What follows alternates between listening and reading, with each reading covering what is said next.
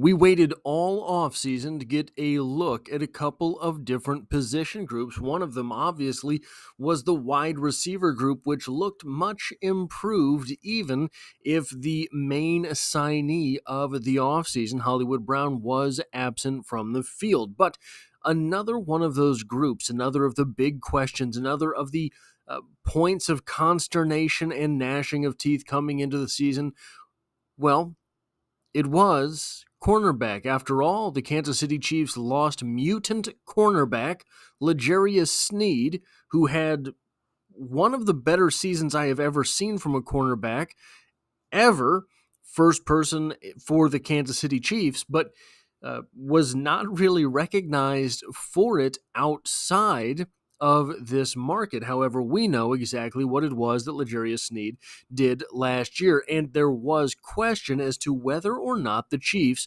would be able to replace that guy in their defense. Well, on Arrowhead Pride, in an article titled 3 Defensive Insights from the Chiefs' Week 1 victory over the Ravens, subtitled Kansas City's season-opening win, may have answered some questions about Steve Spagnuolo's defense by Ron Kopp. One of the points that they made was about that second cornerback. Long said that it was going to be Jaylen Watson. I was hoping things would prove me right, but that might not yet be the case. However, the article goes on to make this point. One, Jaylen Watson is the second cornerback, even though the team's unofficial depth chart had listed Watson as the other starter across from Trent McDuffie. Spagnuolo had been reluctant to name anyone as the second cornerback, but on Thursday, Watson played 96% of the defensive snaps, appearing in the vast majority of packages requiring only 2 cornerbacks. And the McDuffie-Watson pairing worked. In his first start without L'Jarius Sneed as a second corner, McDuffie led a Kansas City coverage unit that held Baltimore wide receivers to 96 yards on 16 targets, according to NFL Pro. McDuffie was the nearest defender for seven of quarterback Lamar Jackson's passes, allowing 30 yards. 19 of them came on this play, and they have the play on there from X/Twitter early in the first quarter. On 3rd and long, McDuffie is in off-man coverage against Baltimore's number 1 receiver, Zay Flowers. He's playing with outside leverage, knowing safety Justin Reed will defend the middle of the field inside him. It looks like McDuffie believes he'll be able to cut off Flowers from the underneath route, but the throwing window is wide open because Reed appears to have been misled by Jackson's eyes. While McDuffie allows the reception, each Raven deserves credit for the big completion. Watson, meanwhile, was the nearest defender for 6 targets, the second most among Kansas City defenders. On these plays, Baltimore gained 35 yards on 4 receptions. Watson collected the secondary's only breakup, and it came in a big spot. On 3rd and 11, Flowers aligned outside against Watson. Kansas City rotates the one high safety from the far side, leaving Watson on a man coverage island as Flowers releases vertically. Man coverage against Flowers, game on the line. Understanding the speed mismatch, Watson turns to trail Flowers, but tracks near his hip and turns in time to locate the ball. The low pass made it easier for Watson to swat away, but he had put himself in position to sky for a higher attempt too. We've seen him do that before, making a one-handed interception. Meanwhile, Joshua Williams played 42% of the defensive snaps, primarily as the second perimeter corner in nickel and dime packages in which McDuffie moved into the slot. The only pass that came his way was an overthrown deep pass, but Williams did blanket the intended receiver down the sideline.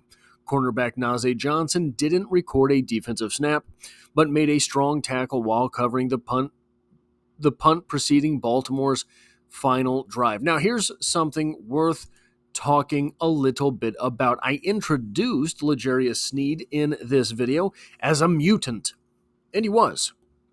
L'Jarius Sneed, for a cornerback, very big guy. Not the biggest, but a very big guy, very explosive guy. L'Jarius Sneed stood 6 foot and 1/2 inches tall, slightly under 200 pounds at 192, had 31 and 3/8 inch arms, ran a 4.37 40-yard dash with a 41-inch vertical, 10-foot 11-inch broad jump, and he did 12 reps on the bench press with 225 pounds. That interesting combination of size, listed at 6'1", 192 pounds, with speed, 4.37 40, and explosiveness, a 41-inch vertical, is elite, a 10-foot 11-inch broad jump.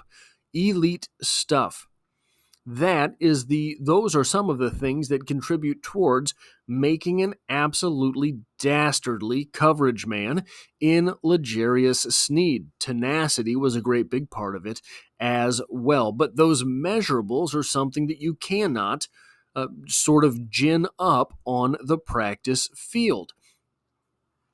Then we have Jaylen Watson, listed at 6'2", an inch and a half taller than L'Jarius Sneed, 197 pounds, 5 pounds heavier than L'Jarius Sneed, with 32 and 1/4 inch arms, half an inch longer arms than L'Jarius Sneed.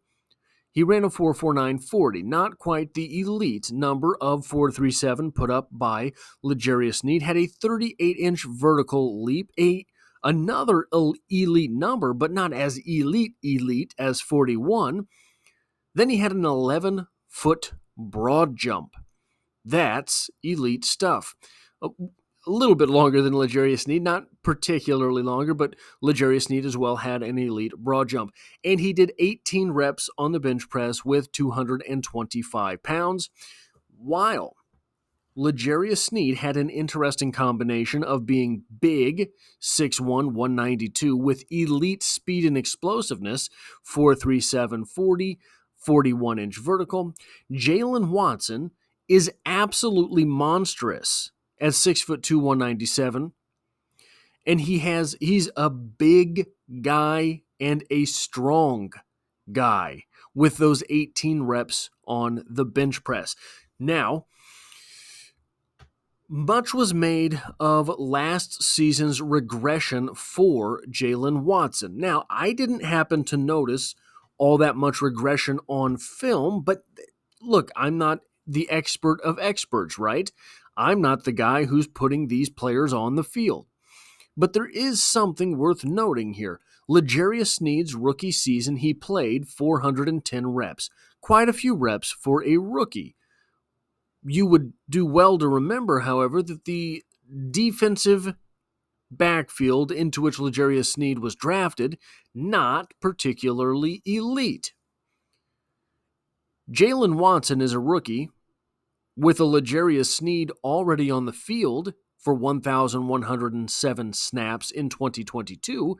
Jaylen Watson added 605 snaps, having to earn every single one because he was a 7th-round pick. He was something of an afterthought heading into his rookie camp.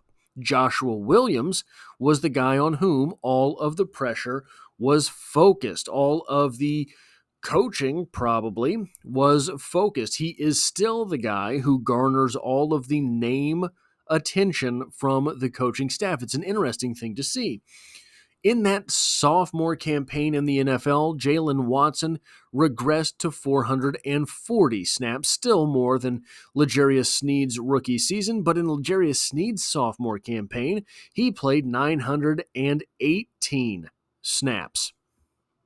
So, the step backwards in Watson's snap total is due to a myriad of circumstances, but I think that it has to be said that if he was performing to the degree that the coaching staff had wanted, he would not have played 2/3 of the snaps he played as a rookie.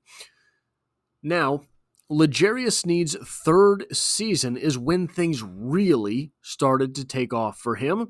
That was when he had 1,107 snaps, and obviously in 2023, those 991 snaps are Not as high as the 2022 total, but that's because the Chiefs' defense didn't have to play as much as they did in 2022. Jaylen Watson already in the one game here in 2024 has played 77 reps. Now, I think that it does no good to sort of map out what 77 reps is. It's like 77 reps per game for 17 games would be like 1,300 or something reps, right? So it does no good really to do that because not everybody's going to be playing 80 snaps of offense like the Ravens did. But he is already 18% of the way through his 2023 rep total. It looks to me that Jaylen Watson is going to be the guy to beat at cornerback number 2. Now, something interesting to note here for the Chiefs defense. The Chiefs defensive backs played 395 reps, and they were very, very concentrated at the top of the depth chart.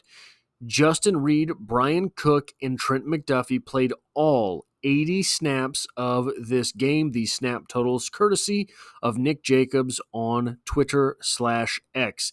Then Jaylen Watson came off of the field for just 3 reps during that game. It would seem almost more work to run off the field for a single rep at a time than staying on the field. So I am not sure what those circumstances were. Then you drop down to Chamari Connor, the free safety who played 46 snaps of defense, and Joshua Williams, who played 32 reps of cornerback for the Chiefs against the Ravens. Now, the defensive backs were a point of consternation during this offseason, and understandably so.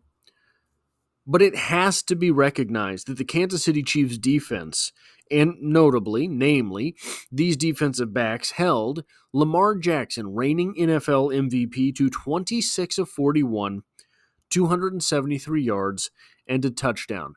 Is that a shutout? No. Indeed, it is not. It's probably about as close to a shutout as you're going to get on an opening night in the NFL with the NFL's new rules, and guys that, look, there was another bit of analysis that and this commentary. This wasn't analysis, this was commentary that I don't understand coming out of the Chiefs and Ravens game is this, and it's going to change as the season goes on because people are not willing to give the Kansas City Chiefs, and particularly the Kansas City Chiefs defense, the credit that it deserves. You can pull up all of the national talking heads that talked about this game, and one of the things that they kept trying to say is that the Ravens' receiving threats were just as bad or worse than were the Kansas City Chiefs last season. No, they were not. No, they were not. This commentary is going to change as the season goes on. You just watch. The Chiefs will not get their credit. I am not saying that. Especially the likes of Jaylen Watson, a 7th rounder who comes to the NFL by way of the Wendy's kitchen. I believe it was Wendy's at which he worked, right? So they're not going to give him his credit. They're not going to give the Chiefs their credit on the defensive side of the ball. It will be the emergence of Zay Flowers. It will be the emergence of Nelson Aguilar. It will be the emergence of these different players on the team for the Ravens. And it's going to be so funny how confused everyone is come the playoffs when this defense is really hitting stride. And those defensive backs who have played 80 reps per game, who have played 77 reps per game, who have played 36% of the defense as a third cornerback, how ready those guys are to play the game of football in January and February. So I do believe that the defensive backs for the Chiefs have acquitted themselves quite well. I do believe that it is going to be a different type of test versus Joe Burrow and the Cincinnati Bengals. That much is true, although week 1, maybe not so scary. But I do believe that they will be ready for the Kansas City Chiefs. I will be back tomorrow with a West Side Stories video where I talk about the playoff scenarios for the Kansas City Chiefs. Sounds ridiculous after just week 1, but I promise it is not. If you like or appreciate what it is that I do here, hitting the like button really does help me out, as it tells YouTube to share this video with other Kansas City Chiefs fans. If you find yourself here by chance but not design, consider hitting the subscribe button to stick around for more Chiefs content in the future, and I hope to have you back for the next one.